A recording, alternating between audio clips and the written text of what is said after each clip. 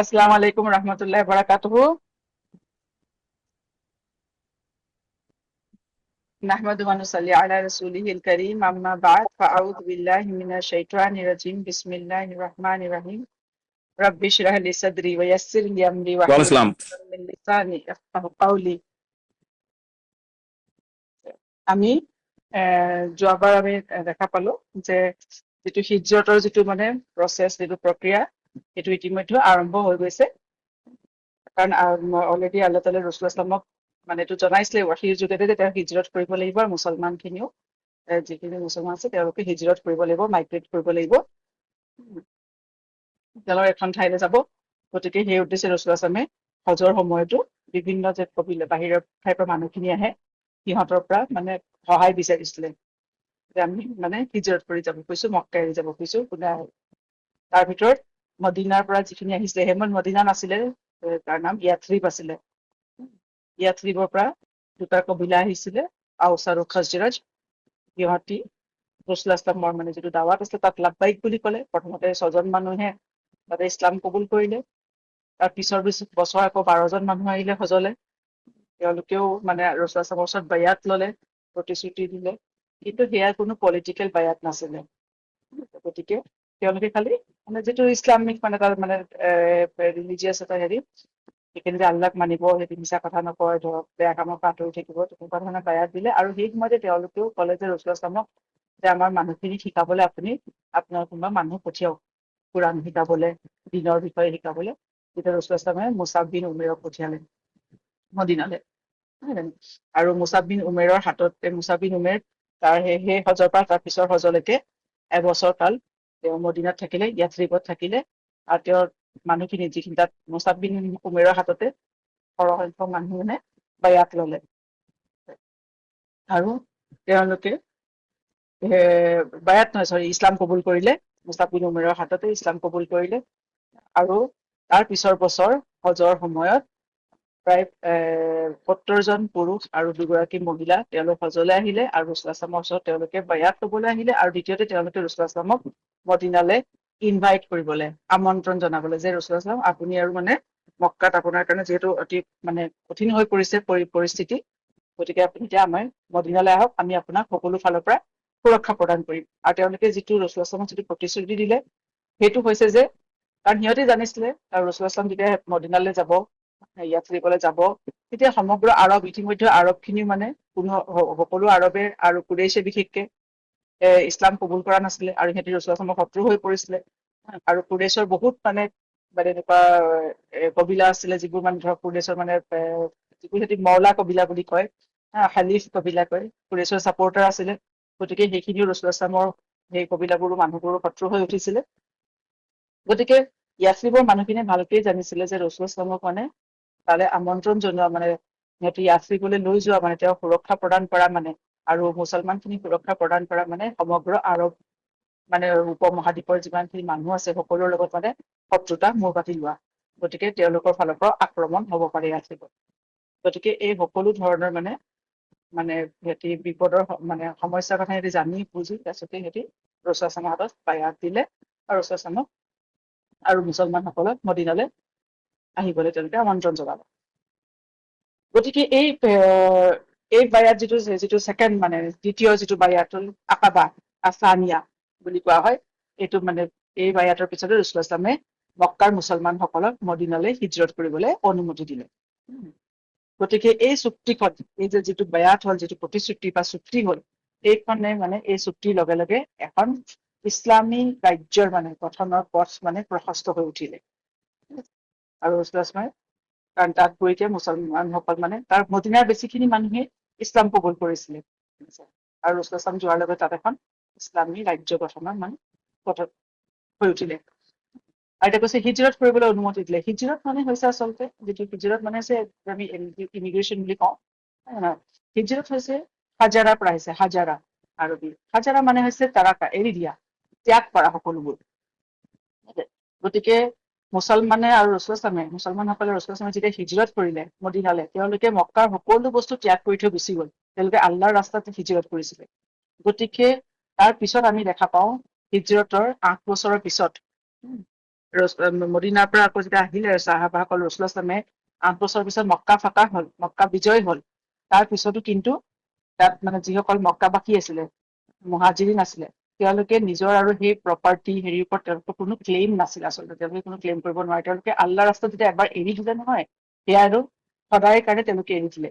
যদিওবা মক্কা ফাতাহৰ পিছত ৰচুলামৰ হাতলৈ শাসনভাৰ আহি যায়, কিন্তু তাৰ পিছতো চাহাবাসকলে মানে আগৰ নিজৰ সেই প্ৰপাৰ্টি তেওঁলোকে আৰু খুজি কোনো নাহিলে।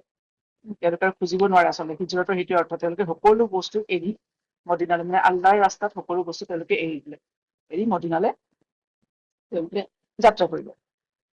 গতিকে হিজৰত কৰি যোৱা মানে সেই সময়ত আছিলে যে নিজৰ সকলো পাৰ্থিৱ যিমান সা সম্পদ আছে সকলো ত্যাগ কৰি গুচি যোৱা। গতিকে মুছলমানসকলৰ তেওঁলোকে দিনৰ কাৰণে সকলো বস্তু এৰি মদিনালৈ ৰাওনা হল। কিন্তু এই যে হিজৰতৰ যাত্ৰাটো আছিলে অত্যন্ত মানে বিপদেৰে ভৰা আছিলে। একটো মানে এইটো যে তেওঁলোকে খুব মানে হিজৰত কৰিছে, ৰচুলামে তেওঁলোকক অনুমতি দিলে হিজৰত কৰিবলৈ, মদিনালৈ যাবলৈ। কিন্তু এইটো নহয় যে চাহাবাসকল খুব মানে ফূৰ্তিত আছিলে, আনন্দত আছিলে যে আমি এতিয়া নতুন ঠাইলৈ যাম, সেইটো নহয়। কাৰণ তেওঁলোকে যেতিয়া মানে হিজৰত কৰিবলৈ প্ৰস্তুতি চলালে, সেই সময়ত তেওঁলোকৰ কাৰণে অত্যন্ত কঠিন পৰিস্থিতি আছিলে। কাৰণ সকলো সময়তে একটো তেওঁলোকৰ কুৰেশ্বৰ মানে ৰোষত পৰাৰ ভয়।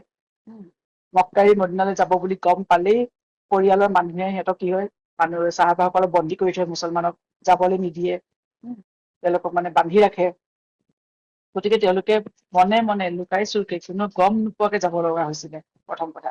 আৰু দ্বিতীয় কথা, মক্কাৰ পৰা মদিনালৈ যোৱা যিটো ৰাস্তা, সেইটো মানে যদি মানুহে খোজকাঢ়ি যায় বা উটেৰেও যায়, প্ৰায় এসপ্তাহ 8 দিনৰ ৰাস্তা। গতিকে অত্যন্ত, আৰু ৰাস্তাও অত্যন্ত সেইবোৰ আৰবৰ সেইবোৰ যাত্ৰা অত্যন্ত বিপদেৰে ভৰপূৰ আছিলে।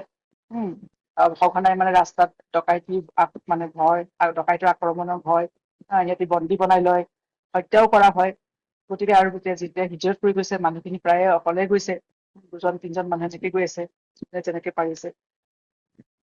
গতিকে সেয়া যে হিজৰত কৰা মানে সেয়া খুব এটা মানে আনন্দ বা ফূৰ্তিৰ যাত্ৰা একেবাৰে নাছিল। কিন্তু তাতে কুৰেশ্বৰ উৎপীড়নৰ পৰা মানে মক্কাত থকাটো, উৎপীড়নৰ কাৰণে মক্কাত থকাটো মুছলমানসকলৰ কাৰণে একেবাৰে অসম্ভৱ হৈ উঠিছিলে। গতিকে যেতিয়াই তেওঁলোকে হিজৰতৰ নিৰ্দেশ পালে আল্লাহ তাআলাৰ ফালৰ পৰা, মুছলমানে যিসকলে যেনেধৰণে পাৰে তেনেধৰণে তেওঁলোকে হিজৰত কৰিবলৈ আৰম্ভ কৰিলে। আৰু সৰ্বপ্ৰথমে মদিনালৈ হিজৰত কৰি যোৱাজন হৈছে মানে আবু চালামা। আবু চালামা প্ৰথম চাহাবী, তেখেতৰ পত্নী উম্মে চালামা আৰু তেওঁলোকৰ পুত্ৰ সন্তান, সৰু এজন ল'ৰা আছিলে তেওঁলোকৰ, সেইমতে 2-3 বছৰীয়া ল'ৰা। তেওঁলোক তিনিও কি হৈছে, প্ৰথমে মদিনালৈ প্ৰথম হিজৰত কৰা মানুহ। তেওঁলোক ওলালে, আৰু আবু চালামা তেওঁৰ পত্নী তাৰ আগতে আবিচিনিয়ালৈ তেখেতসকলে হিজৰত কৰি গৈছিলে। গতিকে এওঁলোকে 2টা হিজৰতৰে সন্মান লাভ কৰিছে। তেওঁলোকে প্ৰথম আবিচিনিয়ালৈ হিজৰত কৰিছে আৰু এতিয়া মদিনালৈ হিজৰত কৰিছে। আৰু এইটো কোৱা হয় যে আবু চালামাই এই দ্বিতীয় যিটো বায়াত হৈছিলে, দ্বিতীয় যিটো প্ৰতিশ্ৰুতি দিয়া হৈছে চুক্তিৰ আগতে, তেখেতে মানে প্ৰথম প্ৰতিশ্ৰুতিৰ পিছতে তেখেতে মদিনালৈ হিজৰত কৰি গ'লে। মানে তেওঁলোকে যাবলৈ ৰাওনা হল। ৰাস্তাত যাওঁ তেওঁৰ পত্নী আৰু তেওঁৰ পুত্ৰ তেওঁলোক গৈ আছে উত্তৰ দিশে।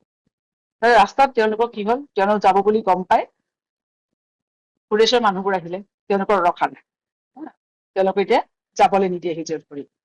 তেতিয়া আবু চালামাই কৈছে যে তেওঁকতো এতিয়া মানে কৈছে যে মইতো মানে ফ্ৰী মানুহ, গোলাম নহয়, গতিকে মোকতো যাবলৈ মানে তেওঁলোকে ৰখাব নোৱাৰে।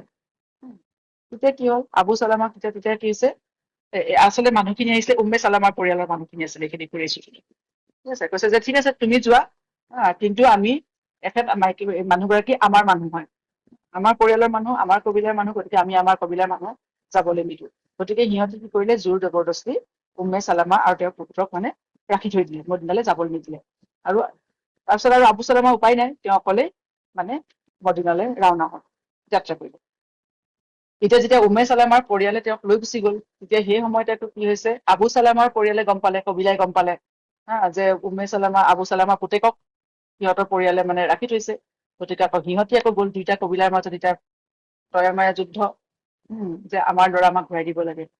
গতিকে আৰু আল্টিমেটলি উম্মে চালামাই ক'লে যে সিহঁতৰ ল'ৰাটো লৈ যাবলৈ দিয়া, মানে তেওঁ পুতেকক তেনেকে যাবলৈ দিলে। তেতিয়া কি হৈছে, এতিয়া উম্মে চালামা তেওঁৰ নিজৰ পৰিয়ালৰ নিজৰ ঘৰত আছে কবিলাৰ মানুহৰ মাজত, তাৰপিছতে আবু চালামা গৈ পেলাই ইফালে মদিনা পালেগে, আৰু তেওঁলোকৰ পুত্ৰ সন্তান আবু চালামা কবিলাৰ মানুহৰ লগত আছে। গতিকে তিনিফালে গ'ল, তিনিজন বেলেগ বেলেগ হৈ গ'ল। তাৰপিছত এতিয়া উমে চালামাই কয় যে তেখেতে কৈছে যে দিনে ৰাতি তেখেতে মানে স্বামী আৰু পুত্ৰক হেৰুৱাই তেওঁ দিনে ৰাতি কান্দি থাকে। আৰু তেওঁ উমে চালামাই কৈছে যে তেওঁ প্ৰায় ১.৫ বছৰ মান, প্ৰায় ১৬ মাহ মান তেওঁ মক্কাৰ পৰা ওলাই যায় মৰুভূমিৰ মাজত বাতাসা বুলি এখন জেগা আছে, ঠাই আছে, তাত তেওঁ বহে আৰু কান্দি থাকে। কাৰণ তেওঁ ঘৰতো তেওঁৰ কথা কোনে শুনিব, কাৰণ একটো ইছলাম কবুল কৰাৰ কাৰণে পৰিয়ালৰ বেছিখিনি মানুহে তেওঁলোকৰ লগত মানে কথা নাপাতে, ভাল ব্যৱহাৰো নকৰে, নাৰাজ হৈ থাকে। গতিকে এইদৰে তেওঁ ভোকে বেজাৰে তেওঁ কি হয় প্ৰায়ে মানে ঠাইডোখৰ আছে বাতাসা বুলি, তালৈ গৈ তেওঁ কান্দি থাকে। এইদৰে থাকোতে এদিন তেওঁৰ এজন কাজিন আছিলে উম্মে চালামাৰ, আৰু তেখেতৰ বেয়া লাগিলে যে তেওঁলোকে তেতিয়া তেওঁ নিজৰ কবিলাৰ যিখিনি মানে বৰমৰীয়া আছিলে সিহঁতৰ ওচৰলৈ গৈ পেলাই ক'লে যে এই মানুহগৰাকীক ৰাখি থৈনো তোমালোকে কি কৰিছা, তেওঁক কিয় মানে যাবলৈ নিদিয়া, এওঁক ৰাখিনো কি লাভত আহিব, হয় নে নহয়? মানুহজনী কান্দি কাটি মানে একদম অৱস্থা তেওঁৰ বেয়া হৈ গৈছে। গতিকে তোমালোকে তেওঁক এৰি দিয়া, তেওঁক যাবলৈ দিয়া। আৰু ইতিমধ্যে ১.৫ বছৰ মানৰ ভিতৰত সিহঁতৰ মনটো অকণ কোমলিছিলে, গতিকে তেওঁলোকে কি কৰিলে, সিহঁতে উম্মে চালামাক যাবলৈ দিলে মক্কালে। আৰু উম্মে চালামা এতিয়া নিজৰ পৰিয়ালৰ পৰা যাবলৈ পালে, তেওঁ গৈ পেলাই কি গ'ল, তেওঁৰ হাজবেণ্ডৰ কবিলাৰ ফালে গ'ল আৰু তাৰ পৰা তেওঁ নিজৰ পুতেককো খুজিলে। তেতিয়া সিহঁতি আৰু ইমান দিনৰ পিছত আৰু পুতেকক দি দিলে। এতিয়া সেই সৰু ল'ৰাজনক লৈ পেলাই উম্মে চালামাই কি কৰিছে, অকলে তেওঁ মদিনালে যাবলৈ ওলাইছে আল্লাহৰ ওপৰত তাৱাক্কুল কৰি। তেওঁৰ লগত কোনো নাই, কোনো সহায় সাৰথিও নাই, না তেওঁ উট, তেওঁ খোজকাঢ়িয়ে কি হৈছে মদিনালে ৰাওনা মদিনালে যাবলৈ তেওঁ মানে আৰম্ভ কৰি দিলে। এইদৰে গৈ তেওঁ যেতিয়া তানিয়াম বুলি নামৰ এখন ঠাই পালেগে, বৰ্তমান য'ত মছজিদে আয়েছা আছে, মক্কাৰ পৰা গৈ তেওঁ তানিম পালেগে, প্ৰায় ১৫ কিলোমিটাৰ মান দূৰ হ'ব হাৰমৰ পৰা। তেওঁ পুতেকক লৈ তেওঁ মক্কাৰ ফালে বা মদিনাৰ ফালে গৈ আছে। আৰু তানিম পাওঁতে তাতে তেওঁ এজন ল'ৰা লগ পালে, তেওঁৰ নাম হৈছে উছমান ইবনে তালহা। উছমান বিন তালহাক তেওঁ লগ পালে। উছমান বিন তালহা পিছত তেওঁ এজন ডাঙৰ চাহাবী আছিলে, কিন্তু সেই সময়ত তেওঁ ইছলাম কবুল কৰা নাছিলে।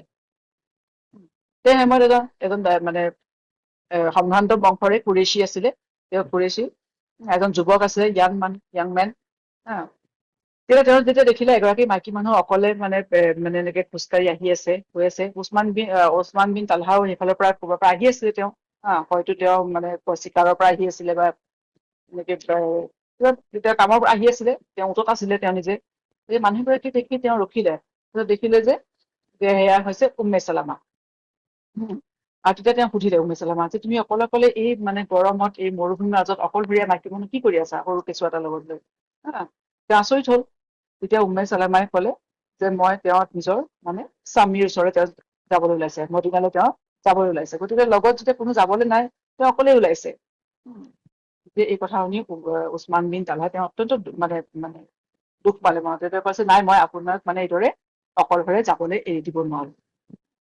গতিকে তেতিয়া মানে উছমান বিন তালহাই কি কৰিলে, তেওঁ নিজৰ উটৰ পৰা নামিলে আৰু তেওঁ তাৰ পৰা বোলে মক্কালে গুচি গৈছে সেইটো নহয়, তেওঁ তাতেই সেই তানিমতে তেওঁ নিজৰ উটত উম্মে চালামা আৰু তেওঁৰ পুতেকক বহুৱালে আৰু নিজে সেই উটৰ লেগামডাল ধৰি তেওঁ খোজকাঢ়ি গৈ আছে মদিনালৈ, তেওঁক লৈ গৈছে। তাৰপিছত উম্মে চালামাই কয় যে মই মানে সমগ্ৰ আৰৱতে মানে উছমানৰ নিচিনা ইমান ভদ্ৰ মানুহ, ইমান নবল জেন্টিলমেন মই আৰু দ্বিতীয় এজন পুৰুষ মই পোৱা নাই। কিন্তু সেই সময়ত উছমান বিন তালহাই তেওঁ ইছলাম কবুল কৰা নাছিল। তেওঁ নিজৰ যিটো পৰিয়ালৰ যিটো কবিলাৰ দিন আছিল, তেওঁ তাতে আছিলে। গতিকে তেওঁ নিজে কি কৰিলে, উম্মে চালামাক উটত বহুৱালে আৰু পুতেককো তেওঁৰ সৰু পুত্ৰ সন্তানকো বহুৱালে, আৰু এইদৰে তেওঁ নিজে লেগামডাল ধৰি খোজকাঢ়ি তেওঁ লৈ গ'ল। গোটেই ৰাস্তাতে খোজকাঢ়ি গৈ আছে মক্কাৰ পৰা মদিনালৈ, আৰু প্ৰায় মক্কাৰ পৰা মদিনালৈ যাবলৈ প্ৰায় ৮ দিন সময় লাগে খোজকাঢ়ি গ'লে, ৭-৮ দিন সময় লাগি যায়। আৰু তেতিয়া উম্মে চালামাই কৈছে যে যেতিয়া তেওঁ ৰ'ব লগা হয়, ইমান দিনৰ যাত্ৰা ৰাস্তা যেতিয়া ৰ'ব লগা হয়, তেতিয়া কি হয়, উছমানে কি কৰে, উটটো বহুৱাই পেলাই তেওঁ দূৰলৈ আঁতৰি যায় আৰু তেওঁ উম্মে চালামাৰ ফালে পিঠি দি তেওঁ ৰখি থাকে। ৰাতি যেতিয়া শুব লগা হয়, পুৱা ঠাই ৰখিলে তেওঁতো শুব লগা হয়, তেতিয়া উম্মে চালামাক তেওঁ কি কৰে, কোনোবা এডোখৰ ঠাইত য'ত গছ-গছনি থাকে বা উটটোৰ ওচৰত থৈ পেলাই তাতে উম্মে চালামাক তেওঁ শুবলৈ ব্যৱস্থা কৰি দিয়ে, আৰু নিজে গৈ পেলাই কি হয়, আঁতৰত গৈ পেলাই তেওঁ শুৱেগে। এইদৰে গৈ তেওঁ যেতিয়া মানে মদিনাৰ ওচৰ পালেগে, যেতিয়া দেখা পাইছে দূৰৰ পৰা মৰুভূমিৰ পৰা এখন মানে চহৰৰ মানে বসতিপূৰ্ণ অঞ্চল ঘৰবোৰ দেখা পাইছে, তেতিয়া তেওঁ ক'লে উছমান বিন তালহাই উম্মে চালামাক যে যাওক আপুনি এয়া তোমাৰ স্বামীৰ ওচৰতে তেওঁ ইয়াতে আছে, আপুনি এতিয়া যাওক মানে। সেই বুলি তেওঁক যাবলৈ দিলে। আৰু সেই তেওঁ উম্মে চালামা যিটো উটত বহি আছে সেই উটতে তেওঁ আকৌ তাৰ পৰাই পুতেকক আৰু উম্মে চালামাক সেই উটতে বহুৱাই তেওঁ মদিনালৈ পঠিয়াই দিলে। আৰু তাৰ পৰাই তেওঁ নিজে আকৌ খোজকাঢ়ি মক্কালৈ উভতি আহিলে। গতিকে প্ৰায় তেওঁ এই ধৰণে 15 দিন মান তেওঁ মানে অহা যোৱাতে তেওঁ লাগিলে। আৰু তেওঁ এইবাৰ উম্মে চালামাক তেওঁ মদিনাত থৈ আহিলেগে। গৈছে আৰু তেওঁ এজন মানে সম্ভ্ৰান্ত পৰিয়ালৰ যুৱক আছিলে। গতিকে যে এই উছমান বিন তালহা এজন মানে পিছলে এজন ভাল ডাঙৰ চাহাবী হল ৰাছূলুল্লাহ সাল্লাল্লাহু আলাইহি ওয়াসাল্লামৰ। কিন্তু তেওঁ একদম শেষৰ ফালে মক্কা ফাতেহাৰ ঠিক আগে আগে তেওঁ ইছলাম কবুল কৰিছিলে। ঠিক আছে, মক্কা ফাতেহাৰ আগতে 3জনে ইছলাম কবুল কৰে। তেওঁলোকে লাষ্ট বেটচ আছিলে মানে হিজৰত কৰা, হিজৰতৰ সন্মান পোৱা তেওঁলোকে 3জন লাষ্ট বেটচৰ মানে চাহাবা আছিলে। এজন হৈছে উছমান বিন তালহা, এজন হৈছে খালিদ ইবনে ৱালিদ, আৰু এজন হৈছে আমৰ ইবনে আল আছ। তেওঁলোকে একদম মক্কা ফাতেহাৰ ঠিক আগে আগে তেওঁলোকে ইছলাম কবুল কৰিলে আৰু তেওঁলোকে হিজৰতৰ স্বভাৱো পালে।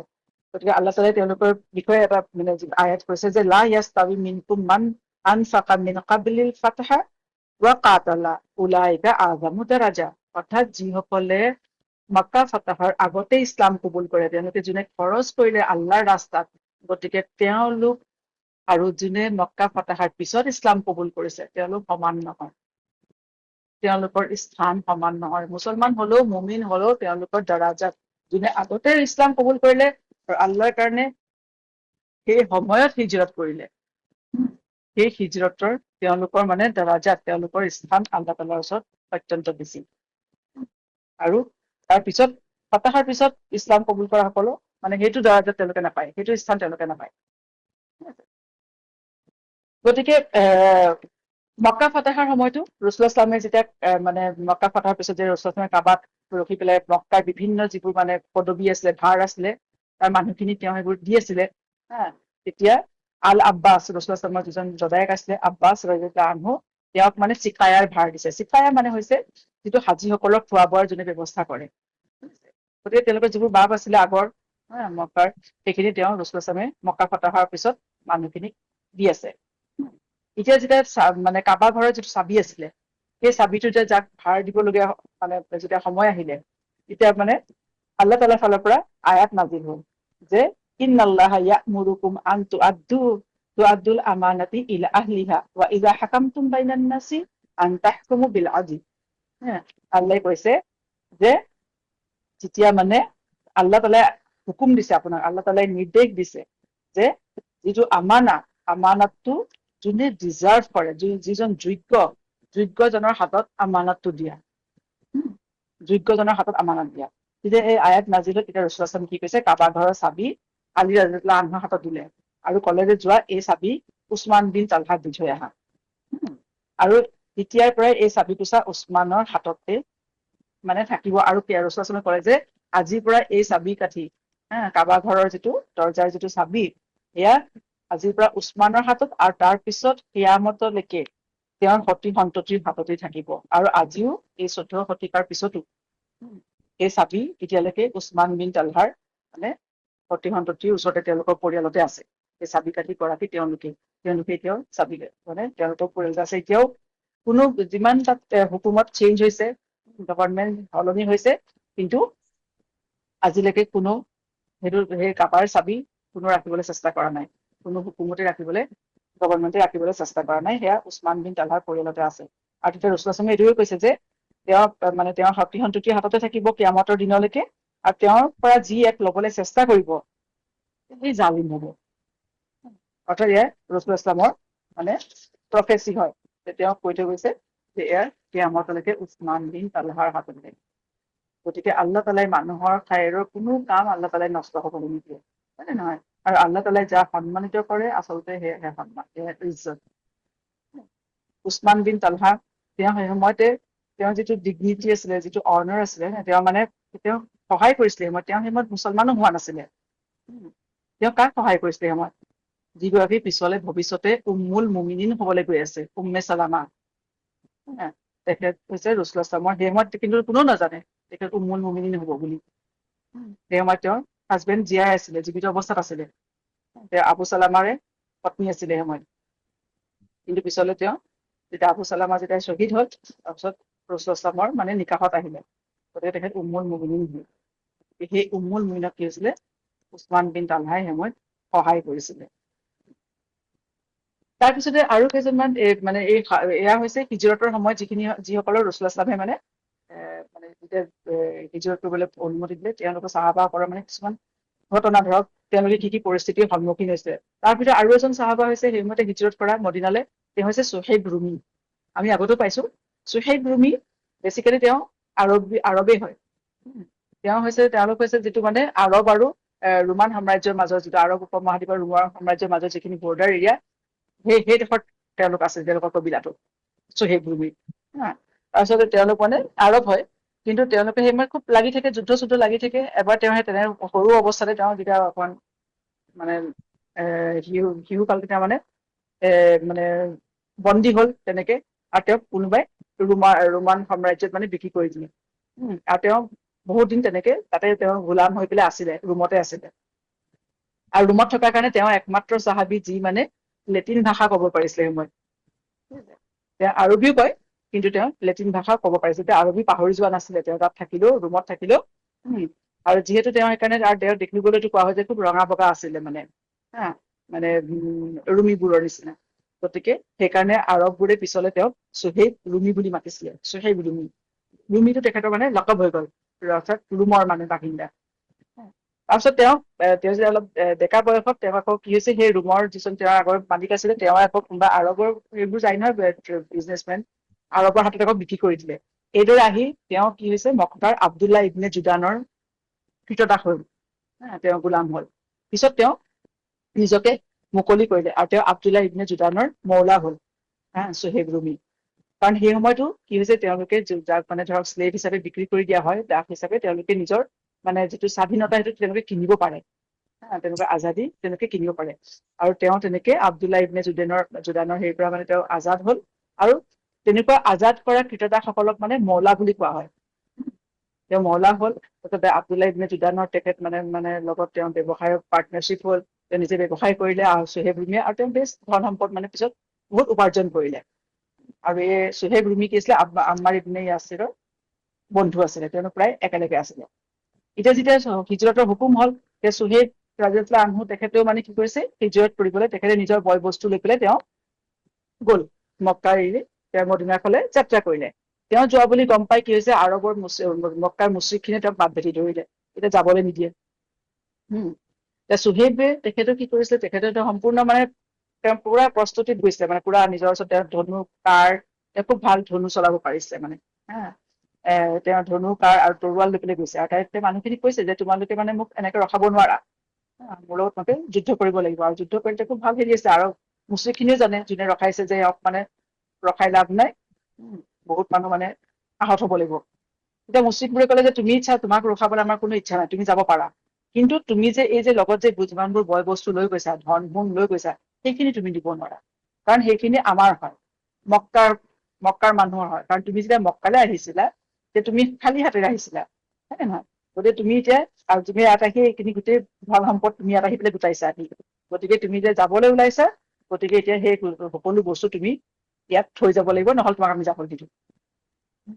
গতিকে মক্কাবাসীয়ে তেওঁৰ যিমানখিনি উপাৰ্জনৰ বস্তু আছে, ধন সোণ আছিলে, সকলোখিনি তেওঁৰ পৰা লৈ ললে। আৰু সুহেইব ৰাদিয়াল্লাহু আনহুৱে ক'লে যে ঠিক আছে, তোমালোকে এইখিনি ৰাখা, মোক এইবোৰ বস্তু কোনো দৰকাৰ নাই, মই অকলেই মানে মদিনালৈ যাত্ৰা কৰিম। আৰু তেওঁ সকলো বস্তু দি তেওঁ মদিনালৈ মানে গুচি গ'লগে।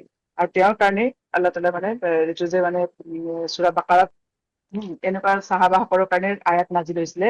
আল্লাহ তাআলাই কৈছে যে ওয়ামিনান নাসি মান ইয়াশতাৰি নাফসাহু ইবতিগাআ মাৰদাতিল্লাহ ওয়াল্লাহু ৰাউফুম বিল ইবাদ, যে সেইসকল যোনে মানুহৰ মাজত সেইসকল যি যে নিজৰ নফচক বিক্ৰী কৰি দিয়ে আল্লাহ তাআলাৰ ৰাজা পাবলৈ, আল্লাহ তাআলাৰ সন্তুষ্টি লাভ কৰিবৰ কাৰণে নিজৰ সকলো বিক্ৰী কৰি দিয়ে। গতিকে এনেকুৱা বান্দাৰ প্ৰতি আল্লাহ তাআলা অত্যন্ত দয়ালু, অত্যন্ত সহানুভূতিশীল। আৰু যেতিয়া তেওঁ সকলো এৰি যেতিয়া সেই যেতিয়া মদিনা পালেগে, তেতিয়া ৰচুলাচামৰ তেওঁ ইতিমধ্যে ৰচুলাচামো মানে হিজৰত কৰি গ'ল। তেওঁ বহুত দিনৰ পিছত পাইছেগে। তেতিয়া ৰচুলাচামে কৈছে যে ৰাবি হা চুহেব, যে চুহেব মানে লাভৱান হৈ গ'ল, চুহেবে সফলতা লাভ কৰিলে। গতিকে এইদৰে চুহেব ৰুমি তেখেতে মানে হিজৰত কৰিছিলে। আৰু সেই সময়ত যিসকলে হিজৰত কৰিছে, বেছিখিনি মানুহে কি হৈছে আপোনাৰ মানে মনে মনে ৰাতিৰ সময়ত এই ধৰণে মানে কাকো নজনোৱাকে তেওঁলোকে হিজৰত কৰিছিলে, মক্কা এৰিছে।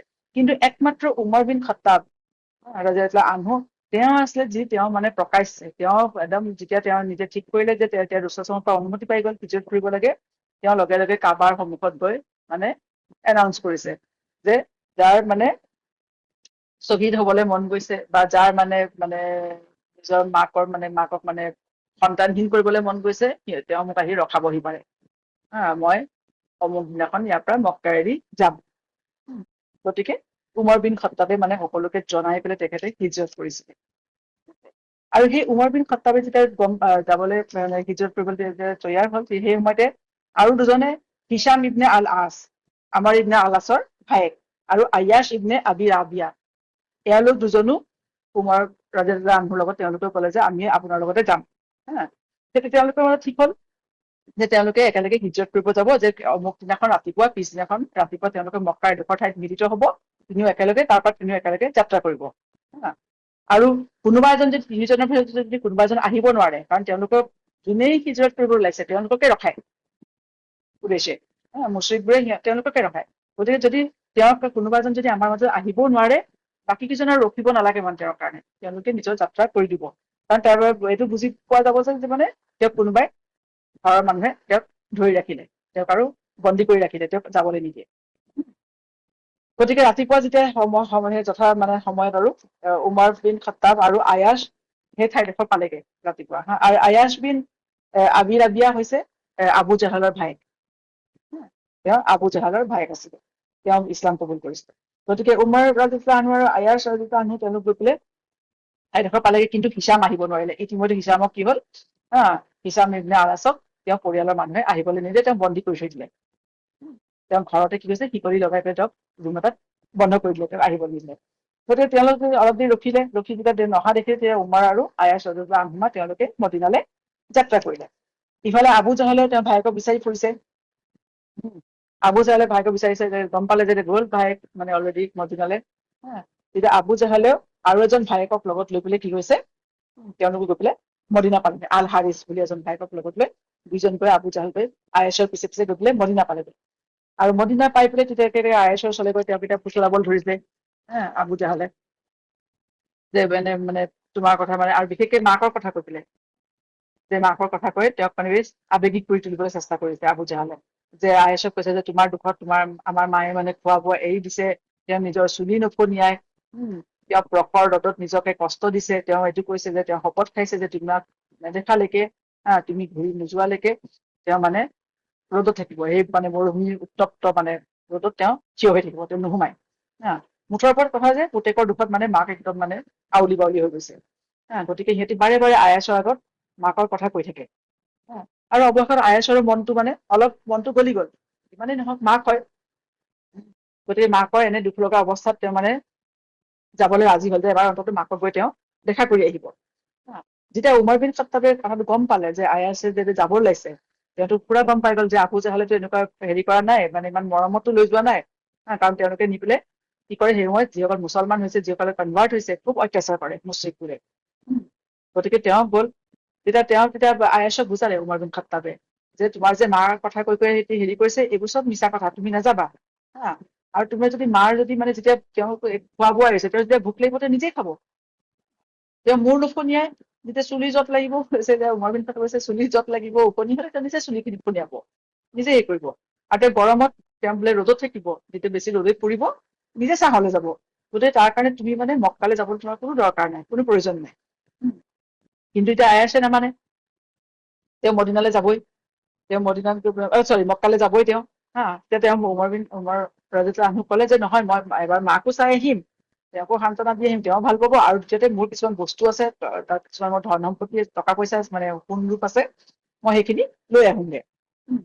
তেতিয়া উমৰ বিন খাত্তাবে তেওঁ আকৌ বুজাইছে যে তোমাৰ যিমানে টকা পইচা যদি দৰকাৰ হৈছে তেন্তে মই দিম, কিন্তু তথাপি তুমি ইহঁতৰ লগত নাযাবা, আবু জাহাল আৰু হাৰিছৰ লগত নাযাবা, কাৰণ ইহঁতৰ উদ্দেশ্যটো ভাল নহয়। কিন্তু ইফালে আবু জাহাল আৰু হাৰিছও ককাই হয় আল্টিমেটলি, মানে তেওঁৰ আয়েছৰ খুব তেওঁক বুজাই আছে, মৰমেৰে বুজাই আছে যে এনেকে যাব লাগে। আল্টিমেটলি কি হ'ল যে আয়াছে মানে সিহঁতৰ লগত যাবলৈ ৰাজি হল, মান্তি হল, তেওঁ ওলালে যাবলৈ। তেতিয়া উমৰ বিন খাত্তাবেও তেতিয়া কৈছে আয়াছক যে তুমি যদি যাবই ওলাইছা, মানে অগত্যা যদি নামানাই যাবই ওলাইছা, তেনেহলে মোৰ উটটো লৈ যোৱা। কাৰণ উমৰ বিন খাত্তাবৰ উটটো খুব বেগী আছিলে, খুব মানে ভাল আছিলে, যে যদি তুমি ৰাস্তাত অকণমান যদি সন্দেহজনক কিবা দেখা, লগে লগে তুমি মানে উভতি আহিবা, আৰু এই উটটো খুব ভাল, সি ক'তো ৰাস্তাত মানে তোমাক দিগদাৰ নিদিব। এইদৰে দেখিছে আয়াছে উমৰ ৰাজিয়াল্লাহু আনহুৰ উটত বহিলে, তেওঁলোক তিনিজন ককাই ভাই মক্কালে ৰাওনা হল। ৰাস্তাত এতিয়া আবু জাহালে কথা পাতি পাতি গৈ আছে, আৰু অলপ দূৰ যোৱাৰ পিছতে কি কৰিছে আবু জাহালে আয়াছক ক'লে যে মোৰ উটটো বৰ ভাগৰুৱা হৈ গৈছে বুজিছানে, মই মোৰ উটত বহিব নোৱাৰা হৈছো, মই তোমাৰ তাতে আহোনে? আয়াছক বুজি নাপালে, ককাইকে ইমান ভালকে কৈছে। তেতিয়া আয়াছে কি কৰিলে, ঠিক আছে। তেতিয়া আবু জাহাল আৰু হাৰিছ নামিলে নিজৰ উটৰ পৰা। যেতিয়া আয়াছে যে নিজৰ উটটো বহাই দিলে, তেতিয়া দুইজনে কি কৰিলে, আবু জাহাল আৰু হাৰিছে মিলি আয়াছক ৰছীৰে বান্ধি পেলালে।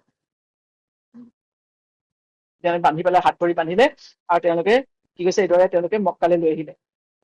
আৰু মক্কাৰ গলিত তেনে বান্ধি পেলাই ভায়েকক গোটেই মক্কাৰ গলিত ঘূৰাই ফুৰাইছে, আৰু সকলোকে শুনাকে কৈছে যে চোৱা, এইদৰে মূৰ্খবোৰৰ লগত মানে এইদৰে ব্যৱহাৰ কৰিব লাগে। অৰ্থাৎ সিহঁতি আমাক এৰি থৈ গৈছিলে নহয়, সিহঁতি খুব নিজৰ দিন মানে ফল' কৰিবলৈ গৈছিলে, গতিকে আমি কেনেদৰে তাক মানে বন্দী কৰি আনিলো। আৰু এইদৰে আনি কি কৰিলে সিহঁতি, আবু জাহালে আৰু হাৰিছে আনি আয়াছকো সেই হিচাম, প্ৰথম যিজন আছিলে তিনিজন যে যাব ওলাইছিলে, এই হিচামকো সিহঁতি এডোখৰ জেগাত মানে এটা ঘৰত মানে বান্ধি থৈছিলে, বহুত দূৰত মক্কাৰ পৰা অকমান মানে হেৰি এটা ঘৰত। আৰু আয়াছকো নি পেলাই হিচামৰ লগতে একে ঠাইতে তেওঁলোকে বান্ধি থৈ দিছে শিকলি দি পেলাই। আচলতে সেই সময়ত আৰবত কাৰাগাৰ নাছিলে, জেইলৰ ব্যৱস্থা নাছিলে, প্ৰচলন নাছিলে, যে জেলত মানে মানুহ কয়দী হৈ বহুদিন পৰি থাকিব, সিহঁতৰ কোনো কনচেপ্টে নাছিলে। গতিকে সিহঁতি কি কৰিছে, আয়াছ আৰু হিচামক নি পেলাই এডোখৰ জেগাত এইফালে বান্ধি ৰাখিছে। ইতিমধ্যে ৰসুল আসলামো মানে, আমি ৰসুল আসলামক হিজৰত পঢ়িম পিছত, ইতিমধ্যে ৰসুল আসলামো মানে হিজৰত কৰি গৈছে, আৰু তেওঁলোকে গম পালে আয়াছৰ কথাটো আৰু হিচামৰ কথাটো, যে তেওঁলোকক মানে মুশ্ৰিকবোৰে ধৰি ৰাখিছে, তেওঁলোকৰ পৰিয়ালৰ মানুহে বান্ধি ৰাখিছে, খুব কষ্ট দিছে। তেতিয়া তেওঁ মানে ৰসুল আসলামে প্ৰত্যেক নামাজতে তেওঁলোকৰ কাৰণে দোৱা কৰে আল্লাহৰ ওচৰত, যে আল্লাহ তুমি মানে ইহঁতক মানে তুমি মুকলি কৰি দিয়া, সিহঁতক তুমি সহায় কৰা আয়াছ আৰু হিচামক, আৰু মুশ্ৰিকবোৰক মানে তোমাৰ লানত পঠোৱা মুশ্ৰিকবোৰৰ ওপৰত। আৰু এইদৰে দোৱাও কৰে। আৰু তাৰপিছত ৰসুল আসলামে মানে চাহাবাসকলৰ লগত ঘোষণা কৰে যে কোনে মানে মোৰ কাৰণে মানে আয়াছ আৰু হিচামক মানে মুকলি কৰি আনিব পাৰিব, মোকলাই আনিব। তাৰমানে ৰসুল আসলামে ইমানেই কনচাৰ্ণ আছিলে তেখেত, মানে ৰসুল আসলামে নিজৰ চাহাবাসকলৰ লগত, চাহাবাসকলৰ প্ৰতি। তেখেতে মানে ৰসুল আসলামে প্ৰায়ে কৈ থাকে যে কোনে আয়াছ আৰু হিচামক মানে সিহঁতৰ হাতৰ কবলৰ পৰা মুকলি কৰি আনিব।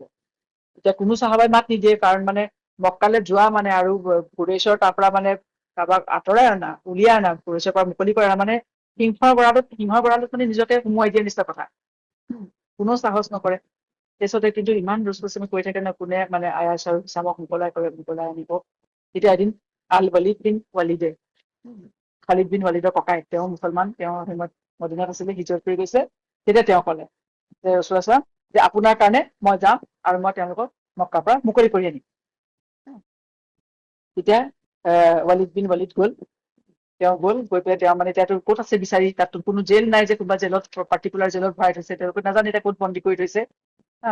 তেওঁ তেতিয়া কি কৰিছে, তাত মক্কাত থাকি মনে মনে লুকাই থাকি তেওঁ চাইছে মানে ক'ত থাকিব পাৰে। তেওঁ দেখিছে যে এগৰাকী মাইকী মানুহ সদায় মানে খোৱা বোৱা লৈ যায়, খোৱা বস্তু। তেওঁ মানুহগৰাকী পিছে পিছে তেওঁক মানে গৈ ফল' কৰি গম পালে যে এডোখৰ কোনোবা এটা মানে হেৰি নিজান ঘৰ এটাত মানে তেওঁলোকক বন্ধ কৰি থৈছে। তাৰপাছতে সেই ৰাতি কি কৰিলে, ৱালিদ বিন ৱালিদে গৈ পেলাই সেই ঘৰ দুৱাল পাৰ হৈ পেলাই তেওঁ গ'ল, আৰু দুইজনৰে শিকলি কাটি মুকলি কৰিলে, আৰু তেওঁলোকক মদিনালে লৈ আহিলে। গতিকে এই ঘটনাকেইটা হৈছে যে মুছলমানৰ ওপৰত মানে সেই সময়ত যিসকলে হিজৰত কৰোঁতেও মানে তেওঁলোকে কিমান মানে সন্মুখীন হৈছিলে।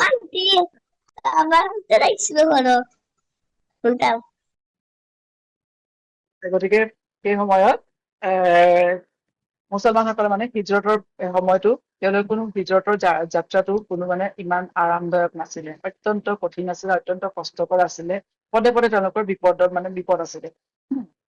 আৰু মানে কুৰেশ্বৰ অত্যাচাৰৰ পৰা মানে নিজকে বচাই নিয়া, হিজৰত কৰা। গতিকে এনে প্ৰতিকূল পৰিস্থিতিৰ মাজতো কিন্তু মুছলমানসকল লাহে লাহে কি হৈছে, মক্কা এৰি মদিনালৈ হিজৰত কৰিবলৈ সক্ষম হল।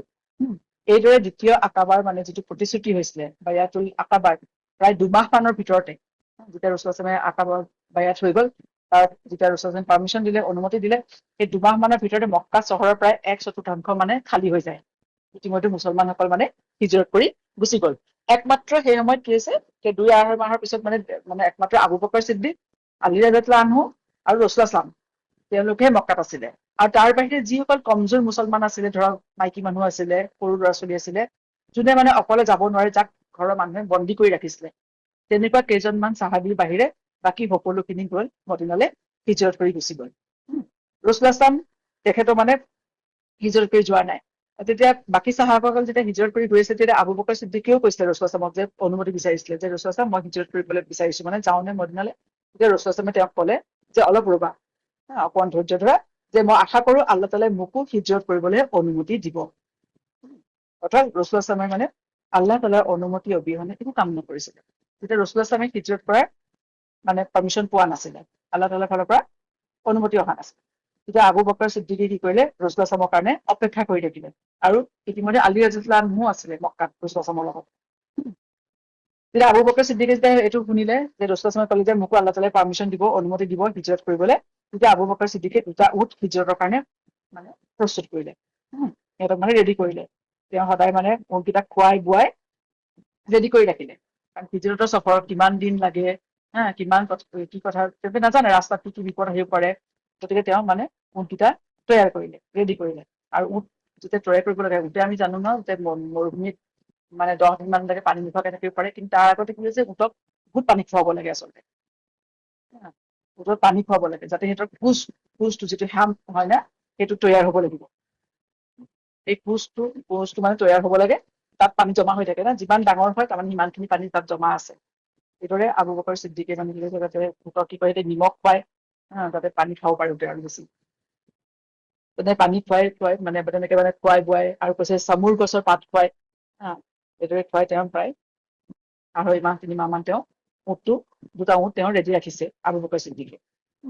আৰু ইতিমধ্যে যেতিয়া কুৰেশবোৰে দেখিলে যে মানুহ মানে লাহে লাহে সিহঁতৰ ইমান অত্যাচাৰৰ পিছতো, ইমান মানে সিহঁতৰ মানে চোকা পহৰাৰ পাছতো যেতিয়া মানুহখিনি গৈ পেলাই মানে হিজৰত কৰি মানুহখিনি মক্কা এৰি গুচি গল, তেতিয়া সিহঁতে খুব ভালদৰে বুজি উঠিলে যে সিহঁতে যিমান ঘটনাটো সহজ বুলি ভাবিছিলে নহয়, সিমান সহজ নহয়, ইমান সহজ হৈ থকা নাই। ৰাছুলৰ ইতিমধ্যে মানে যিখিনি অনুসৰণকাৰী আছে, মানে ফলোৱাৰ আছে, ইতিমধ্যে বৃদ্ধি পাইছে। কেৱল যে বোলে অকল কুৰেশ্বৰ বা মানে মক্কাৰ ট্ৰাইববোৰে তেওঁক অনুসৰণ কৰিছে সেয়া নহয়, এতিয়া ৰাছুল মক্কাৰ বাহিৰতো তেওঁৰ ফলোৱাৰ বহুত আছে, ৰাছুলৰ সমৰ্থনকাৰী বহুত হৈ গল। গতিকে মক্কাৰ বাহিৰতো ৰাছুলৰ মানে হেৰিটো বৃদ্ধি পাইছে, সমৰ্থন।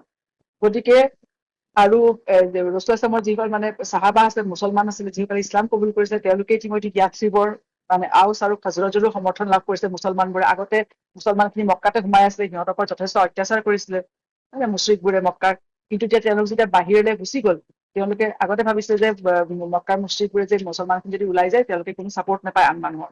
যেতিয়া দেখিলে যে আউছ আৰু খাজৰাজে তেওঁলোকক চাপৰ্ট দিছে, তেওঁলোকক সহায় কৰিছে, থাকিবলৈ ঠাই দিছে, হয় নে নহয়? গতিকে এইদৰে সেইটো বুজি পালে যে ৰাছুল লাহে লাহে মানে কি হৈছে, ৰাজনৈতিকভাৱে তেওঁ মানে বেছ শক্তি বৃদ্ধি পাই আহিছে।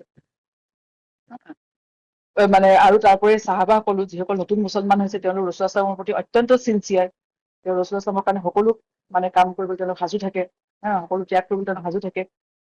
আৰু ইতিমধ্যে ইয়াথৰিবৰ যিখিনি মদিনাৰ যিখিনি মুছলমান আছে, তেওঁলোকো শক্তিশালী হৈ আহিছে। আৰু মদিনাৰ যিটো ভৌগোলিক অৱস্থা, যিটো এনেকুৱা যে মক্কাৰ যিটো ট্ৰেড ৰুট আছিলে, ৰোমান এম্পায়াৰলৈ, মানে ৰোমান সাম্ৰাজ্যলৈ যিটো ট্ৰেড ৰুট গৈছিলে শ্বাম এৰিয়ালৈ, শ্বাম অঞ্চললৈ, সেইটো মদিনাৰ কাষেদিয়ে যায়। গতিকে যদি মদিনাত যদি মুছলমানখিনি যদি মানে শক্তিশালী হৈ উঠে, মদিনাখন যদি নতুন ইছলামিক কেন্দ্ৰ হিচাপে যদি শক্তিশালী হৈ যায়, ভৱিষ্যতে সিহঁতৰ মক্কাৰ যিটো বাণিজ্য আছে, সিহঁতৰ তাত প্ৰভাৱ পেলাব। আৰু মানে ৰাজনৈতিকভাৱে হওক বা বাণিজ্যিকভাৱে হওক, এতিয়া মুঠতে মক্কাৰ মানে ওপৰত মানে মক্কাৰ হেৰিটোত মানে প্ৰভাৱ পেলাব মদিনাৰ মানুহখিনিয়ে। গতিকে আৰু দিনে দিনে ৰচুল আসলামৰ মানে ফলোৱাৰ বৃদ্ধি পাইছে। গতিকে যদি ৰচুল আসলামক যদি এতিয়া যদি মক্কা এৰি মদিনালৈ যায়গৈ, গতিকে ভৱিষ্যতে মদিনাবাসীয়ে মানে মক্কা আক্ৰমণ কৰাৰো সম্ভাৱনা বহুত বেছি আছে। গতিকে এই সকলোবোৰ চাই সিহঁতে এতিয়া গম পাইছে যে এইটো মানে ইমান এটা সহজ কথা হৈ থকা নাই, এটা বেছ চিৰিয়াছ বস্তু কথা হৈ পৰিছে। সিহঁতি লগে লগে কি কৰিলে, কুৰেশ্বৰ ডাঙৰ ডাঙৰ লিডাৰবোৰে দাৰুল নদৱাত, আমি আগতে পাইছো দাৰুল নদৱা সিহঁতৰ পাৰ্লিয়ামেণ্ট অফ মক্কা, মক্কাৰ যিটো পাৰ্লিয়ামেণ্ট, দাৰুল নদৱাত সিহঁতে এখন মিটিঙৰ আয়োজন কৰিলে। আৰু কুৰেশ্বৰ সকলোবোৰ ডাঙৰ ডাঙৰ লিডাৰক সেই মিটিঙলৈ সিহঁতি আমন্ত্ৰণ জনালে, মাতিলে যে আহা, আমি মানে এই বিষয়টোৰ বিষয়ে ভালদৰে আমি মানে আলোচনা কৰিব লাগে, কিবা এটা হেষ্ট নেষ্ট কৰিব লাগিব এতিয়া। আৰু সেইটো হৈছে কি বৃহস্পতিবাৰ, যিটো মানে মই হেৰি পৰা লৈছো, বৃহস্পতিবাৰ 26 চফৰ আৰু ইংৰাজী মাহতে 12 ছেপ্টেম্বৰ 622 খ্ৰীষ্টাব্দত। মানে আৰু আকাবাৰ চুক্তি, দ্বিতীয় আকাবাৰ চুক্তি প্ৰায় 2.5 মাহ মানৰ পিছত দাৰুল নদৱাত কি কৈছে, মুশ্ৰিকবোৰে এখন মিটিং, ইমাৰ্জেঞ্চি মিটিং ৰাখিলে। আৰু সেই ইমাৰ্জেঞ্চি মিটিংখনৰ যিটো প্ৰধান এজেণ্ডা আছিলে সেইটো হৈছে যে কি ধৰণে মানে ৰচুল আসলামক মানে ৰখোৱা যায়, তেওঁৰ বিৰুদ্ধে কি পদক্ষেপ লোৱা উচিত, নহ'লেতো সিহঁতৰ কাৰণে দিনে দিনে মানে বিপদ বাঢ়ি গৈ আছে, কাৰণ থ্ৰেট হৈ গৈ আছে এটা ডাঙৰ। গতিকে সেই মিটিংখনত সিহঁতি কুৰেশ্বৰ সকলো ট্ৰাইবৰ মানে প্ৰতিনিধিসকলক মাতিলে, অংশগ্ৰহণ কৰিলে। তাত আছিলে আপোনাৰ আবু জাহাল, জুবেৰ বিন মুতিম, তোআইমা বিন আদি, আল হাৰিছ, শাইবা, উতবা, আবু সুফিয়ান, হাকিম বিন হিজাম, জামা বিন আসৱাদ, আবুল বুখতাৰী, এই সকলোবোৰ আছিলে, উমাইয়া বিন খালাফ। কিন্তু সেই মিটিংখনত, সেই দাৰুল নদৱাৰ মিটিংখনত সিহঁতি বনি হাছিমৰ কাকো মতা নাই। কাৰণ সিহঁতি এতিয়া ৰচুল আসলামৰ মানে আচলতে তেওঁক কেনেকে ৰখাব পাৰি, তেওঁক মানে কেনেকে হত্যা কৰিব পাৰি, তাৰ সিহঁতি প্লেনিং কৰিবলৈ গৈছিলে। তাৰ ভিতৰত এতিয়া সিহঁতৰ মানে সিদ্ধান্ত মানে প্লেনিং কৰিব গৈছিলে। গতিকে যিমানে যি নহওক, সিহঁতৰ যিটো কবাইলি যিটো চিষ্টেম আছিলে, ট্ৰাইবেল যিটো চিষ্টেম, তাত সিহঁতি সদায় নিজৰ মানুহক সদায় চাপোৰ্ট কৰিব। গতিকে সিহঁতি ভালদৰে জানে যে বনু হাছিমে সিহঁতৰ সকলোবোৰ মুছলমান নহলেও, ইছলাম কবুল নকৰিলেও, কিন্তু সিহঁতি কেতিয়াওটো চাপোৰ্ট নকৰে যে ৰচুল আসলামক হত্যা কৰিব। গতিকে সেইকাৰণে সিহঁতি কি হৈছে, বনু হাছিমক কাকো সিহঁতি তালৈ ইনভাইট কৰা নাই। আৰু সেইকাৰণে আমি সেইখন মিটিঙত দেখা পাওঁ যে তাত আবুল আহাব উপস্থিত নাছিলে। আবুল আহাবে ৰচুল আসলামক সদায় মানে বিৰোধিতা কৰে, কিন্তু নিজৰ কবিলাৰ মানুহক হত্যাৰ পাৰ্মিশ্যন তেওঁ বাহিৰৰ মানুহক কেতিয়াও নিদিয়ে, বাহিৰৰ কবিলাৰ। সেইকাৰণে সিহঁতি আবুল আহাবকো সিহঁতি তালৈ জনোৱা নাছিলে সেই মিটিংখনৰ বিষয়ে। আৰু ঠিক তেনেদৰে মুতিম বিন আদি, তেওঁকো মতা নাছিলে সিহঁতি। কিয়? কাৰণ কেলে মুতিম বিন আদি যেতিয়া ৰচুল আসলাম তাইফৰ পৰা আহিছিলে, তাইফৰ পৰা ঘূৰি আহোঁতে তেওঁ যেতিয়া মক্কাত সোমাব পৰা নাই, তেওঁ প্ৰটেকশ্যন লাগে এজন কুৰেশ্বি লিডাৰৰ, সেইজন আছিলে মুতিম বিন আদি। মুতিমৰ হেৰি নহয়, মুছলমান হোৱা নাই, তেওঁ মানে ইছলাম কবুল নাই কৰা, নকৰিলে। কিন্তু তেওঁৰ যিহেতু তেওঁৰ প্ৰটেকশ্যনত আছিলে, গতিকে তেওঁ কেতিয়াও এইটো বস্তু ছাপোৰ্ট নকৰিব যে ৰচুল আসলামক হত্যা কৰিব। গতিকে সেই মিটিংখনত কুৰেশ্বৰ বাকী লিডাৰখিনি দিছে আবুল আহাব আৰু মুতিম বিন আদিক তাৰে মানে মতা নাছিলে। গতিকে এতিয়া দাৰুল নদৱাত সকলোৱে এতিয়া মানে আলোচনা কৰি আছে। তেতিয়া কোৱা হয় যে এটা মানে ইবনে হিচাম, এজন হিষ্টৰিয়ান, যোনে ৰচুল আসলামৰ চিৰতৰ ওপৰত যথেষ্ট কাম কৰি গৈছে, তেওঁ কৈছে যে ইবলিছ, এইটো মানে কোনো চহী বুখাৰীৰ মানে হাদিছো নহয়, তেখেতৰ ৰিভাইডত পোৱা যায় হিষ্ট্ৰী, যে ইবলিছে সেই সময়ত মানে এজন মানে সম্ভ্ৰান্ত নজদ এৰিয়া, নজদ অঞ্চলৰ মানে এজন মানে শ্বেখৰ মানে হেৰি ধৰি পেলাই আহিছে, ৰূপ ধৰি পেলাই সেই আলোচনাত ভাগ ল'বলৈ আহিছে। তেতিয়া সকলো তাত আলোচনা কৰি আছে দাৰুল নদৱাত। তেতিয়া মানে আহি পেলাই তাত উপস্থিত হল, ক'লেহি যে মই এনেকে এনেকে অঞ্চলৰ পৰা আহিছো, মই অমুক কবিলাৰ মানে লিডাৰ হয়, গতিকে তোমালোকে যি আলোচনা কৰিছা মই বাহিৰৰ পৰা শুনা পালো, মই তাত যোগদান কৰিব খোজো, আৰু তোমালোকক মানে আল্লাই মানে সহায় কৰক, নিজৰ তোমালোকে যিটো উদ্দেশ্যে কৰিছা তাত যাতে তোমালোকে সফলতা লাভ কৰা। খুব ধুনীয়াকে মানুহখিনি কথা কৈ কৈ মন মুহি পেলালে, আৰু তেওঁলোকৰ ক'লে আলোচনাত যোগদান কৰিবলৈ মানে মাতিলে। যে তেওঁলোকৰ মাজত আলোচনা চলি আছে যে কেনেকে ৰচুল আসলামক মানে ৰখোৱা যায়, হয় নহয়, যে কৈছে যে তেওঁক এনেধৰণে মানে আমি এৰি দিব নোৱাৰো, কাৰণ তেওঁৰ কথাই গোটেই মানে আৰৱক এতিয়া মন্ত্ৰমুগ্ধ কৰি তুলিছে। গতিকে তেওঁৰ কথাৰ মতে বাকী কবিলা, আৰৱ কবিলাবোৰ এদিন কি হয়, মক্কা আক্ৰমণ কৰিব পাৰে যদি ৰচুল আসলামক সিহঁতি মানে মক্কা এৰি যাবলৈ দিয়ে। তেতিয়া আন কবিলাবোৰ একগোট হৈ যাব তেওঁক লগত লৈ পেলাই, ৰচুল আসলামক লগত। তাৰপিছত সেই গতিকে তেওঁক দিব নোৱাৰে। তেতিয়া তাৰপিছত কোনোবাই পৰামৰ্শ দিলে যে তেন্তে ঠিক আছে, আমি তেওঁক মানে বন্দী কৰি থওঁ, ইয়াতে আমি বন্দী কৰি থওঁ, খোৱা বোৱা নিদিওঁ, তেওঁ এদিন তেনেকে ভোকে পিয়াহে তেখেতৰ মানে মৃত্যু হব। এতিয়া তাৰ মাজত কোনোবাই কৈছে নহয়, তেওঁ যদি বন্দী কৰি থওঁ তেতিয়া অলৰেডিটো মানুহখিনি আউচ খাজৰাজ আৰু বিভিন্ন কবিলাৰ মানুহবোৰ মুছলমান হৈছে, সিহঁতি ৰচুলাজমক মহম্মদ চাল্লাল্লাহু বচাবলৈ সিহঁতি আমাক আক্ৰমণ কৰিব, গতিকে সেইটো নাকচ কৰা হ'ল। তাৰপিছত এইটো সিহঁতি বিভিন্ন ধৰণৰ হেৰি কৰি আছে। তাৰপিছত আকৌ তাৰ মাজতে আবু জাহালে এটা প্ৰস্তাৱ দিলে যে বোলে আমি মানে কি কৰো, তেওঁক মানে হত্যাই কৰো। তেতিয়া কথাটো হৈছে, যদি কোনোবা এজন মানুহে এটা কবিলাৰ পৰা এটা কবিলাৰ মানুহে যদি হত্যা কৰে, তেতিয়া বনু হাছিমেটো এৰি নিদিব। সিহঁতৰ যিটো চিষ্টেম, সেইমতে বনু হাছিমে এৰি নিদিব। গতিকে কি কৈছে, বনু হাছিমে আকৌ সিহঁতক উল্টাই আক্ৰমণ কৰিব। গতিকে আৰু সেইটো মানে সদায় চলি থাকিব। কৈছে মানে মহম্মদৰ কাৰণে মানে সিহঁতৰ দুটা কবিলাৰ মাজত সদায় যুদ্ধ চলি থাকিব এতিয়া আৰু। গতিকে সেইটো নাকচ কৰা হয়। গতিকে এইদৰে কথা আলোচনা চলি থাকোতে যে আবু জাহালে তাৰমানে হেৰি দিলে, যে বুদ্ধি দিলে যে আমি এটা কাম কৰো, আমাৰ যিমানখিনি মানে কুৰেশ্বৰ যিমানখিনি কবিলা আছে, প্ৰত্যেকৰ পৰা এজন এজন মানে পাৱাৰফুল, শক্তিশালী, ডেকা ল'ৰা, যুৱক আহিম, আমি প্ৰত্যেকৰ আহিব, সকলোৱে তৰোৱাল ল'ব আৰু সকলোৱে একেলগে হৈছে ৰচুলাজমৰ ওপৰত মানে মহম্মদ চাল্লাল্লাহু ওপৰত আক্ৰমণ কৰিব। মানে অৰ্থাৎ এই অপৰাধত সকলোৱে মানে সমভাগী হব। তেতিয়া কি হব, বনি হাছিমে মানে কাৰ ওপৰত প্ৰতিশোধ লব? সকলোৱে একেলগে আহিব। ইমানখিনি মানুহৰ লগত, ইমানখিনি কবিলাৰ লগততো বনি হাছিমে অকলে যুদ্ধ কৰিব নোৱাৰে। গতিকে বাকী সকলো কবিলাই তেতিয়া কি কৰিব, তাৰপিছত বনি হাছিমক মানে সিহঁতি প্ৰেছাৰ দিব যে তুমি মানে ব্লাড মানি লোৱা এতিয়া। গতিকে সিহঁতিও এইটো মানে ব্লাড মানি ল'বলৈ বাধ্য হৈ যাব, বনি হাছিম ৰচুলাজমৰ ব্লাড মানি ল'বলৈ। গতিকে বস্তুটো মানে শান্তিপূৰ্ণভাৱে মানে ছেটেল হৈ যাব। গতিকে এই যিটো মানে প্ৰস্তাৱ আছে, এই ঘৃণনীয় প্ৰস্তাৱটো সকলোৱে মানে মনপুত হ'ল আৰু সেইটো মানে সৰ্বসন্মতিক্ৰমে এইটো প্ৰস্তাৱ গ্ৰহণ কৰা হ'ল। আৰু তাৰপিছতে সিহঁতি মানে সেইটো প্ৰস্তাৱ গ্ৰহণ কৰি এটা মিটিং ভংগ কৰিলে আৰু সকলোকে কি কৰিছে, মানে সেই ৰাতিটোলে সিহঁতি অপেক্ষা কৰি আছে। যেতিয়া ৰাতি আহিব, ৰচুলাজমক কেনেকে সিহঁতি আক্ৰমণ কৰিব, সকলো তাৰপৰা ঘৰা ঘৰি গ'ল। ইতিমধ্যে কি হৈছে, জিবৰিল আলাইহিস সালামে আহি পেলাই ৰচুলাজমক সিহঁতৰ গোটেই প্লটটোৰ কথা জনাই দিলে দৃশ্যৰিতিকাৰী। আৰু সিহঁতে কি কি সিদ্ধান্ত গ্ৰহণ কৰিলে, কেনেদৰে সিহঁতৰ মানে কি কি আলোচনা হ'ল, সেইখিনি সকলো আহি জনাই দিলে। আৰু তেতিয়া আল্লাহ তাআলাৰ ফালৰ পৰা অনুমতি আহিলে, পাৰ্মিশন আহিলে যে ৰচুলাজমে হিজৰত কৰিব লাগে। অৰ্থাৎ মক্কা ত্যাগ কৰিব পাৰে। তেওঁ গতিকে মক্কা এৰি যাবলৈ আল্লাহ তাআলাই পাৰ্মিশন দিলে। যেতিয়া জিবৰিল আলাইহিস সালামে ক'লেহি, তাৰপিছত এতিয়া আয়েশা ৰাদিয়াল্লাহু আনহা এটা হাদিছ আছে সহিহ বুখাৰীত, আয়েশা ৰাদিয়াল্লাহু আনহাই কৈছে, সেইদিনাখন ৰাতি, হিজৰতৰ ৰাতি, মানে যিটো হিজৰতৰ ৰাতি হ'ব, ৰাতি হিজৰত কৰিব আৰু সেইদিনাখন দুপৰীয়া বিৰাট গৰম, প্ৰচণ্ড গৰম, ছেপ্টেম্বৰ মাহ, মানে এইটো হেৰিত আছে চিলনেটত যে চফৰ মাহ আৰু ছেপ্টেম্বৰ, সেইবোৰ বিৰাট গৰম হয়, আৰৱত গৰম পৰে। যে দুপৰীয়া সময়ত আমি দেখা পাইছো, আমি ঘৰত আছো, আবু বকৰ ছিদ্দিক, তেওঁৰ দুইগৰাকী জীয়ৰী আসমা আৰু আয়েশা ৰাদিয়াল্লাহু আনহা, তেওঁলোক ঘৰত আছে, দেখিছে যে আমাৰ ঘৰৰ পৰা দেখিছে, দূৰত এটা ছায়া মূৰ্তি মানে আমাৰ ঘৰৰ ফালে আহি আছে।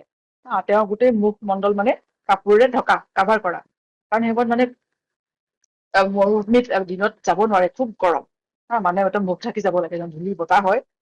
তাৰপিছত দেখিছে, অলপ দূৰত দেখি পাইছো, অলপ দূৰৰ অলপ পিছত দেখা পালো যে ৰচুলাজম আহি আছে আমাৰ ঘৰলৈ। আমি সকলো চিন্তিত হলো, কাৰণ সাধাৰণতে এইটো সময়ত ৰচুলাজম কেতিয়াও নাহে, সদায় আহে তেওঁৰ আবু বকৰ ছিদ্দিকৰ ঘৰলে আলোচনা কৰিবলৈ, বিভিন্ন কথাৰ। কিন্তু হয় ৰাতিপুৱা, নহয় পিছবেলা, বেলিটো লহিওৱাৰ পিছত।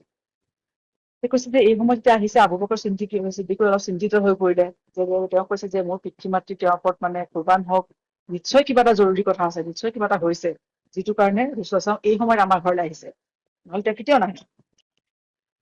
তাৰপিছত আয়েশা ৰাদিয়াল্লাহু আনহা কৈছে যে ৰচুলাজমৰ মানে যেতিয়া তেওঁলোকৰ ঘৰৰ ওচৰ পালেহি, তেতিয়া ৰচুলাজমে তেওঁলোকৰ ঘৰৰ ভিতৰত সোমাবলৈ অনুমতি বিচাৰে। অনুমতি পাই তেওঁ ঘৰৰ ভিতৰত সোমালে, আৰু তেওঁ ঘৰৰ ভিতৰত সোমাই ৰচুলাজমে লগে লগে আবু বকৰ ছিদ্দিক ক'লে যে ঘৰত আৰু যদি কোনোবা আছে মানে তেওঁলোকক মানে যাবলৈ কোৱা, মোৰ দৰকাৰী কথা মানে পাতিবলগীয়া আছে, তোমালোকক আলোচনা কৰিব আছে। তেতিয়া আবু বকৰ ছিদ্দিকে ক'লে যে সকলোখিনি মোৰ পৰিয়ালৰে, অৰ্থাৎ অকল আবু বকৰ ছিদ্দিকী, তেওঁৰ দুইগৰাকী জীয়ৰী আছিলে, আসমা আৰু আয়েশা ৰাদিয়াল্লাহু আনহা। তেতিয়া সেই মানে হেৰি পাই ৰচুলাজমে এতিয়া ক'লে যে আল্লাহ তাআলাই মোক মানে পাৰ্মিশন, অনুমতি দিছে, ইন্নাল্লাহা কাদ আযিনা লি ফি খুৰুজ, মোক হিজৰত কৰিবলৈ অনুমতি প্ৰদান কৰিছে। এই কথা শুনি তেতিয়া আবু বকৰ ছিদ্দিকে সুধিলে যে ইয়া ৰাছূলুল্লাহ, ময়ো আপোনাৰ সেই সংগী হোৱাৰ অনুমতি লাভ কৰিছো নে? আল্লাহ মোক অনুমতি দিছে নে যে মই আপোনাৰ এই হিজৰতৰ যাত্ৰাৰ সংগী হ'ম? তেতিয়া ৰাছূলুল্লাহ ক'লে হয়। তেতিয়া আবু বকৰ ছিদ্দিকে মানে আনন্দতে কান্দি উঠিলে। তেতিয়া আয়েশা ৰাদিয়াল্লাহু আনহাই কৈছে যে মই মানুহক মানে যে মানুহে যে আনন্দটো যে মানুহে ইমান কান্দিব পাৰে মই জীৱনত প্ৰথমবাৰলৈ দেখা পাইছো। তেওঁ সেইমাৰ আইচাৰ তাহা একদম সৰু, কিন্তু তেওঁৰ ইতিমধ্যে ৰচুল আসলামৰ লগত নিকাহ হৈ গৈছে, কিন্তু তেওঁলোকৰ মানে ৰূপচতী হোৱা নাই, বিদায় হোৱা নাই, তেওঁ নিজৰ পিতৃৰ ঘৰতে আছিলে। তেতিয়া আবু বকৰ ছিদ্দিক কন্দা দেখি আইছা ৰাদিয়াল্লাহু কৈছে যে মই মানুহে যে আনন্দটো ইমান কান্দিব পাৰে মই প্ৰথম দেখা পাইছো জীৱনত। তেতিয়া আবু বকৰ ছিদ্দিকে ৰচুল আসলামক ক'লে যে ইয়াৰ ৰাছূলুল্লাহ মই 2টা উট অলৰেডি মানে তৈয়াৰ কৰি থৈছো, ৰেডি ৰাখিছো, গতিকে এটা আপুনি ল'ব, আপোনাৰ কাৰণে মই ঠিক কৰি থৈছো, এটা মই ল'ম। সেই ৰচুল আসলামে কৈছে ঠিক আছে, কিন্তু সেই উটৰ কিন্তু মই উচিত মানে তুমি মূল্যটো গ্ৰহণ কৰিব লাগিব। অৰ্থাৎ ৰচুল আসলামে কোনো বস্তু কাৰোৰ পৰা কেতিয়াও কোনো বস্তু তেওঁ ফ্ৰীতে লোৱা নাছিলে, প্ৰত্যেক বস্তু তেওঁ মূল্যই দিছিলে। আৰু ৰচুল আসলামে কেতিয়াও নিজৰ পদবী বা নিজৰ মৰ্যাদা তেওঁ কেতিয়াও মানে অপব্যৱহাৰ কৰা নাছিলে। তেওঁ আমি আগতো পিছলৈও দেখা পাম চিৰতত। তেওঁ চাহাবাসকলে য'ত নেকি ৰচুল আসলামৰ কাৰণে নিজৰ জীৱন দিবলৈ সদায় মানে প্ৰস্তুত থাকে। তাৰপিছতো কিন্তু ৰচুল আসলামে চাহাবাসকলৰ পৰা যেতিয়াই যি লয় তেওঁৰ দাম তেওঁ সদায় তেওঁৰ দামটো দিয়ে, কোনো বস্তু তেওঁ মানে এনেই নলয় ৰচুল আসলামে।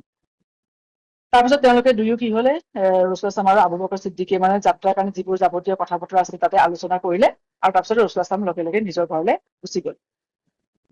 ইতিমধ্যে আবু বকৰ ছিদ্দিকেও যাৱতীয় সকলো যা যোগাৰ কৰিলে, ৰাস্তা তেওঁলোকে গাইড হিচাপে তেওঁলোকে আব্দুল্লাহ ইবনে উৰেকিতক মানে ঠিক কৰিলে। আব্দুল্লাহ ইবনে উৰেকিত কি আছিলে, তেওঁ মানে মৰুভূমি ৰাস্তাত মানে এটা এক্সপাৰ্ট গাইড আছিলে। সকলো ধৰণৰ মানে ৰাস্তা চিনি পায় মৰুভূমিৰ মাজত। কিন্তু মানুহজনে সেইবাৰ তেওঁ মুছলমান নাছিলে, কিন্তু তথাপিতো বেছ বিশ্বাসযোগ্য আছে, নিৰ্ভৰ কৰিব পাৰি মানে। গতিকে যেতিয়া আবু বকৰ ছিদ্দিকে কৰিলে, ৰচুল আসলাম যোৱাৰ পিছতে আব্দুল্লাহ ইবনে উৰেকিতৰ লগত কথা পাতিলে আৰু তেওঁ উট দুটা সমঝাই দিলে যে ক'লে তেওঁলোক মানে গৈ পেলাই ক'ত থাকিব, যেতিয়া আৰু ক'লে যে যেতিয়া মক্কাৰ এই হুলস্থুলবোৰ হাম কাটিব তুমি মানে সেই উটকেইটা লৈ পেলাই গাৰে চৰ পাহাৰৰ মানে যিটো গুহাত থাকিব তালৈ আহিবা। তাৰ পৰা তেওঁলোকে সেই উটত তেওঁলোকে যাত্ৰা কৰিব মদিনাৰ ফালে। তাৰপিছতে সেই সময়তে আবু বকৰ ছিদ্দিকীৰ ওচৰত 5,000 দিৰহাম আছিলে। তেওঁ সেই ৰাস্তাৰ কাৰণে সকলো পইচা তেওঁৰ লগত লৈ ললে, সকলোখিনি তেওঁৰ মানে দিৰহাম তেওঁৰ লগত ললে। তাৰ আগতে কোৱা হয় যেতিয়া ইছলামৰ হেৰি সময়ত মানে আবু বকৰ ছিদ্দিকীৰ ওচৰত, তেওঁ এজন ধনী মানুহ আছিলে, ধনী ব্যৱসায়ী আছিলে মক্কাৰ, তেওঁৰ ওচৰত প্ৰায় মানে 50,000 দিৰহাম আছিলে, নহয় 40,000 দিৰহাম আছিলে। কিন্তু ইছলাম কবুল কৰাৰ পিছত যেতিয়া তেওঁ চাহাবাসকলক মুকলি কৰিবৰ কাৰণে, গোলাম মুকলি কৰিবৰ কাৰণে তেওঁ দিওঁতে হিজৰতৰ সময়ত তেওঁৰ ওচৰত মাত্ৰ 5,000 দিৰহাম আছে। আৰু তেওঁ হিজৰতৰ কাৰণে ৰাস্তাৰ কাৰণে তেওঁ সকলোখিনি লৈ গল। তেওঁ ইতিমধ্যে তেওঁ ছোৱালী দুগৰাকীও হিজৰত কৰা নাই, তেওঁলোকৰ পৰিয়াল হিজৰত নাই কৰা, হিজৰত পিছত নিব তেওঁলোকক, কাৰণ তেওঁলোকে এতিয়া তেওঁলোকৰতো একদম বিপদ নাই এতিয়া যে মানুহে তেওঁলোকক বিচাৰি ফুৰিছে মুশ্ৰিকবোৰে, গতিকে তেওঁ নিজৰ পৰিয়ালক নাই নিয়া আহিব। কিন্তু পৰিয়ালৰ কাৰণে একো থৈও যোৱা নাই, কাৰণ ৰাস্তাটো কি হৈছে কি মানে পাব তেওঁ গম নাপায়, কাৰণ যিমানখিনি পইচা আছিলে দিৰহাম আছিলে তেওঁ লগত লৈ গল। সেই সময়ত আকৌ আবু বকৰ ছিদ্দিকীৰ পিতৃও তাতে আছিলে, তেওঁ এজন বয়সীয়া মানুহ, তেওঁৰ চকুৰে ভালকে নেদেখে। আবু কুহাফা তেওঁ তেতিয়া ইছলাম কবুল কৰা নাই। আবু বকৰ ছিদ্দিকীৰ পিতৃয়ে মানে একদম মক্কা ফতহৰ পিছতহে ইছলাম কবুল কৰিছে।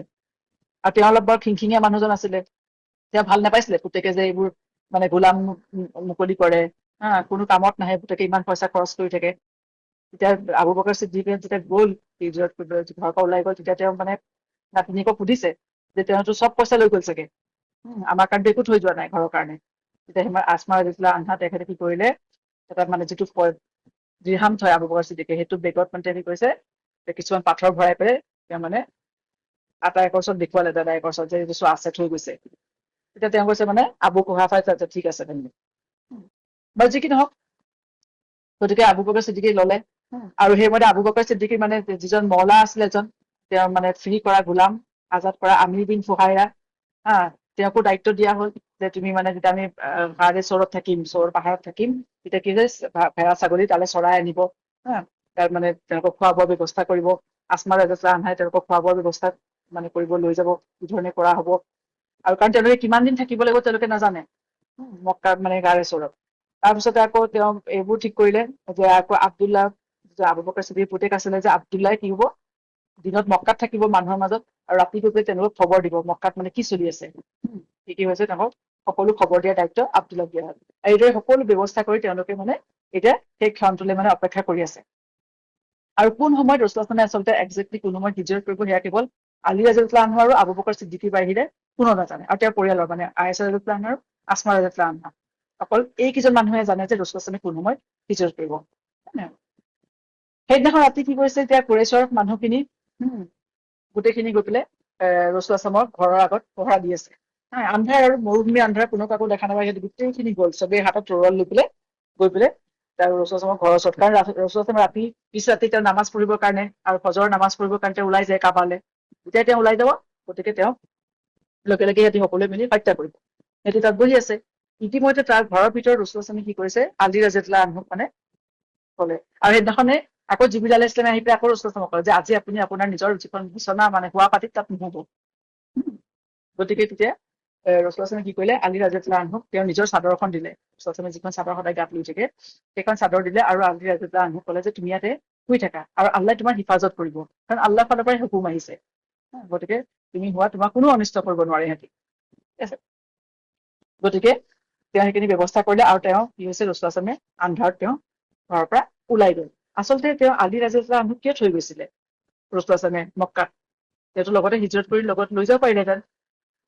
আচলতে সেই সময়ত সিহঁতি যদিও বা গোটেই মুশ্ৰিকবোৰ ৰসুলাছলামক মানে হত্যা কৰিবলৈ হেৰি হৈ আছিলে, কিন্তু তেওঁ ইমানে আমিন আছিলে, ট্ৰাষ্ট ৱৰ্ডি আছিলে, যে সেই সময়তে মুশ্ৰিকৰ বহুত মানুহৰ বহুত মূল্যৱান বস্তু ৰসুলাছলামৰ ওচৰত আমানত হিচাপে থোৱা আছিলে, আৰু ৰসুলাছলামে সিহঁতক সেইখিনি ঘূৰাবলৈ সময় পোৱা নাই, কাৰণ সিহঁতিতো ৰসুলাছলামক মানে হেৰি কৰিবলৈ বিচাৰি ফুৰিছে না। গতিকে সেইকাৰণে তেওঁ ৰসুলাছলামে আলী ৰাদিয়াল্লাহু আনহুক থৈ গৈছিলে মক্কাত, যে মই যেতিয়া গুচি যাম এই বস্তুখিনি তুমি সিহঁতৰ মানুহক মানে যাৰ যাৰ মালিক আছে, গৰাকী বস্তুখিনি তুমি চমজাই থবে, তাৰপিছত তুমি মদিনালৈ গুচি আহিবা। আৰু আলী ৰাদিয়াল্লাহু আনহুৱেও সেইদৰে 3 দিন তাৰপিছত থাকিলে, ৰসুলাছলামৰ যোৱাৰ পিছত থাকি গোটেই বস্তুখিনি সিহঁতৰ গৰাকীক ঘূৰাই থৈ পেলাই তেওঁ মদিনালৈ গল। ইতিমধ্যে যে আবু জাহালহঁতে এতিয়া ৰাস্তাতে মানে বহি আছে ৰসুলাছলামৰ ঘৰৰ সন্মুখত, আবু জাহালে পুৰা পাইচাৰি কৰি আছে আৰু খুব মানে গৰ্ব কৰি কৰি কৈ আছে যে হা, মহম্মদে তোমালোকক কৈছিলে নহয়, যদি তোমালোকে মানি লোৱা তেওঁক, তোমালোকৰ সমগ্ৰ আৰৱৰ ওপৰত, আজমৰ ওপৰত তোমালোকক মানে ৰজা পাতি দিব, আৰু আখিৰতো তোমালোকৰ কাৰণে পুৰস্কাৰ হিচাপে জন্নত আছে, বাগিচা আছে, এনেকুৱা বাগিচা আছে যিবোৰ উৰ্জুনত জৰ্দানত থকা বাগিচাৰ নিচিনা আছে। আৰু যদি তোমালোকে নামানা, তোমালোকক মানে একদম মানে কচু কটা দিব, আখিৰততো তোমালোক জাহান্নামৰ জুইত জ্বলিবা। অৰ্থাৎ মানে এইবুলি মানে ফিতাহী মাৰি আছিলে যে মানে যে আজিতো মহম্মদে আমাৰ নিজৰ পৰা মানে আমাৰ পৰাইতো তেওঁ নিজৰ জীৱনটো বচাই চাওক না, ক'ত মানে ইমান ডাঙৰ ডাঙৰ কথা কৈছিলে। গতিকে আবু জাহলৰ মানে নিজৰ যিটো প্লেন কৰিছিলে সেইটো তেওঁৰ মানে ফুল কনফিডেন্স আছিলে, মানে সম্পূৰ্ণ বিশ্বাস আছিলে তেওঁ মানে হেৰি হব। কিন্তু আল্লাহ তাআলাও তেওঁ যিজন মানে আল্লাহ আজৱাজাল সমগ্ৰ ক্ষমতাৰ অধিকাৰী, নহয়, তেওঁ যাকে ইচ্ছা আল্লাহে ক্ষমতা দিব পাৰে, আৰু যাৰ পৰা ইচ্ছা আল্লাহে লৈ যাব পাৰে, যেতিয়া ইচ্ছা আল্লাহ দিয়ে, যেতিয়া ইচ্ছা আল্লাহে লৈ যাব পাৰে, নহয়। সেইকাৰণে আল্লাহে কৈছে যে ওয়াইজা ইয়ামকুৰু বিকাল্লাযীনা কাফাৰু ইউছবিতুকা আও ইয়াকতুলুকা আও ইউখৰিজুকা ওয়া ইয়ামকুৰুনা ওয়া ইয়ামকুৰুল্লাহ ওয়াল্লাহু খায়ৰুল মাকিৰিন। যে আল্লাহ ৰসুলাছলামক জনালে পিছত সূৰা আনফালত আছে যে সিহঁতি সেইদিনাখন নকাৰ কৰিছে, সেইদিনাখন আঁচনি টানিছিলে, ষড়যন্ত্ৰ কৰিছিলে, যে ক'লে কাফিৰবোৰে যে আপোনাক সিহঁতি বন্দী কৰি ৰাখিব, আপোনাক সিহঁতি হত্যা কৰিব, আৰু আপোনাক সিহঁতি উলিয়াই পঠিয়াব। মানে সিহঁতৰ সেইদিনাখন যিখিনি প্লটিং চলি আছে, সিহঁতিও মকাৰ কৰিছিলে, ইয়ামকুৰুনা, সিহঁতিও আঁচনি টানিছিলে, সিহঁতিও ষড়যন্ত্ৰ কৰিছিলে, ওয়া ইয়ামকুৰুল্লাহ, আল্লাহ তাআলাই আঁচনি টানিছে। আৰু আল্লাহ তাআলা হৈছে সৰ্বশ্ৰেষ্ঠ মানে প্লেনাৰ, খাইৰুল মাকিৰিন। আৰু সিহঁতি ৰসুলাছলামৰ কাৰণে ৰখি আছে। তেতিয়া ৰসুলাছলামে সকলো ব্যৱস্থা কৰি কি কৰিলে, যেতিয়া ওলাই ঘৰৰ পৰা ওলায়ে আলী ৰাদিয়াল্লাহু আনহুক শুবলৈ দিলে। ওলাই পেলাই তেওঁ কি কৰিলে, এমুঠি বালি ললে হাতত, আৰু তেওঁ কোৰাণে এই সূৰা ইয়াছিনৰ আয়াত পঢ়িলে, ওয়াজআলনা মিন বাইনি আইদিহিম সাদ্দা ওয়া মিন খালফিহিম সাদ্দা ফাআগশাইনাহুম ফাহুম লা ইউবছিৰুন। আৰু এইদৰে কৈ সিহঁতৰ ফালে মানে মুশ্ৰিকখিনিৰ ফালে বালিখিনি তেওঁ ছটিয়াই দিলে, আৰু সিহঁতি একো দেখা নোপোৱা, মানে একো সিহঁতি গমেই নাপালে, আৰু তেওঁৰ তাৰপৰা ওলাই চিধা আবু বকৰ ৰাদিয়াল্লাহু আনহুৰ ঘৰলৈ গুচি গল, আৰু তাৰপৰা তেওঁলোক দুয়ো তাৰে চৰৰ ফালে খোজকাঢ়ি পেলাই ৰাওনা হল। ইতিমধ্যে সিহঁতি গোটেই মানুহখিনি, কুৰেশ্বৰ মানুহখিনি বহি আছে ঘৰৰ সন্মুখত, ওলাব সিহঁতে আক্ৰমণ কৰিব। সেই সময়তে কি হল, এজন মানুহ সেইফালেদি গৈছিলে, তেতিয়া কুৰেশ্বৰ তেওঁ মুশ্ৰিক, সেই মানুহজনো মুশ্ৰিক আছিলে, দেখিলে যে মানুহখিনি তাত বহি আছে, কি কৰিছে ইমানখিনি মানুহ তাত জমা হৈ পেলাই ৰসুলাছলামৰ সুধিছে যে তোমালোকে কি কৰি আছা? সিহঁতি ক'লে যে সেই মানুহজনে সেই মিটিংখনৰ কথাও নাজানে। সিহঁতি কালি তাত ৰখি আছে যে সিহঁতি ক'লে যে আমি মহম্মদৰ কাৰণে ৰখি আছো। মহম্মদ তেতিয়া মানুহজনে ক'লে মহম্মদটো ঘৰত নাই, মইতো তেওঁক এইমাত্ৰ দেখি আহিছো, তেওঁ ওলাই গৈছে ঘৰৰ পৰা তোমালোকৰ সন্মুখে দিয়ে। হা তেতিয়া সিহঁতি কি কৰিলে, সিহঁতি মানুহজনৰ কথা শুনি পেলাই আবু জাহেলে ফুটাই দি জুমি চালে, দেখিছে যে বিচনাত শুই আছে মহম্মদ, কাৰণ আলী ৰাজা শুই আছে মানুহ। গতিকে সিহঁতি মানে এই মানুহজনৰ কথা বিশ্বাস নকৰিলে। সিহঁতি ক'লে যে নাই নাই তেওঁ আছে মানে। তাৰপিছত সিহঁতি গুৰুত্ব নিদিলে, তাতে সিহঁতি ৰখি থাকিলে ৰাতিপুৱা। যেতিয়া ৰাতিপুৱা দেখিলে যে আলী ৰাজা মানুহ ওলাই আহিছে, তেতিয়াই সিহঁতি বুজি পালে যে মানে ৰাতি মানে সিহঁতৰ লগত কি হ'ল। আৰু লগে লগে সিহঁতি মানে আলী ৰাজা সুধিলে যে মহম্মদ ক'ত গ'ল ছাল্লাল্লাহু আলাইহি ওয়াসাল্লাম। আলী ৰাজা ক'লে যে মই বিষয়টো একো নাজানো, মইতো এইমাত্ৰ উঠিছো। তেতিয়া সিহঁতি আলী ৰাজা মানে সিহঁতি মাৰপিট কৰিবলৈ আৰম্ভ কৰি দিলে। কিন্তু তাৰপিছতে সিহঁতি যেতিয়া পৰিস্থিতিটো মানে গুৰুত্বটো বুজি পালে, তেতিয়া আলী ৰাজা তাতে এৰিলে। এৰি সিহঁতি গোটেই সমগ্ৰ মক্কা সিহঁতি চলাচ কৰিবলৈ আৰম্ভ কৰি দিলে। আৰু য'তেই মানে সিহঁতি মক্কাৰ সকলো ঠাইত সিহঁতি চলাচ কৰিলে, ক'ত আছে আৰু সিহঁতি মানে মদিনালৈ যোৱাৰ আছে, সিহঁতি জানে যে মদিনালৈ যাব হিজৰত কৰি, গতিকে মদিনালৈ যোৱাৰ ৰাস্তাত সিহঁতি পুৰা মানুহ পঠিয়াই দিলে। আৰু ইতিমধ্যে ৰাসূলুল্লাহ সাল্লাল্লাহু আলাইহি ওয়াসাল্লামেও জানিছিলে যে সিহঁতি মদিনালৈ যোৱাৰ ৰাস্তাত মানুহ পঠিয়াব, আৰু সেইকাৰণে তেওঁ কি কৈছে, তেওঁ গাৰে চৌৰৰ ফালে তেওঁলোকে ৰাসূলুল্লাহ সাল্লাল্লাহু আলাইহি ওয়াসাল্লামে আৰু আবু বকৰ ছিদ্দিকে ঠিক কৰি থৈছে যে তেওঁ গাৰে চৌৰৰ ফালে যাব। আৰু গাৰে চৌৰ হৈছে মক্কাৰ দক্ষিণ ফালে, মদিনা উত্তৰ ফালে। গতিকে তেওঁলোকে মক্কাৰ পৰা ওলাই তেওঁলোকে দক্ষিণ ফাললৈ গ'ল, য়েমেনৰ ফাললৈ। ৰাসূলুল্লাহ আৰু সেইটো গাৰে চৌৰ য়েমেনৰ দিশে দক্ষিণ দিশে আছে, আৰু মক্কাৰ পৰা প্ৰায় 5 মাইল দূৰত, 8 কিলোমিটাৰ দূৰত। আৰু তেওঁলোকে এই গাৰে চৌৰত প্ৰায় 3 দিন থাকিলে। তাৰপিছত পিছৰখিনি ইনশাআল্লাহ তাআলা আমি জানিম, চাম কেনেকে হ'ল। গতিকে তেওঁ 27 চফৰ নবুৱতৰ মানে 14 বছৰত মানে 40th year of নবুৱত 27 চফৰত আৰু ছেপ্টেম্বৰ মাহত আছিলে যে তেওঁ ৰাসূলুল্লাহ হিজৰত কৰিলে। তেওঁ হিজৰতৰ কাৰণে ওলাই গ'ল। আৰু তেওঁ যেতিয়া ঘৰৰ পৰা ওলাই গৈছিলে তেওঁলোকে খোজ কাঢ়িয়ে গৈছে, তেওঁলোকে উট লৈ যোৱা নাই। আগতে কৈছো নহয় যে উটটো তেওঁলোকে উৰেকিতৰ হাতত থৈ গৈছে যে আহিব, পিছত যেতিয়া সকলোবোৰ হাম কাটিব তেতিয়া তেওঁলোক মানে মদিনালৈ যাত্ৰা কৰিব। সুবহানাকা আল্লাহুম্মা ওয়া বিহামদিকা নাশহাদু আল্লা ইলাহা ইল্লা আনতা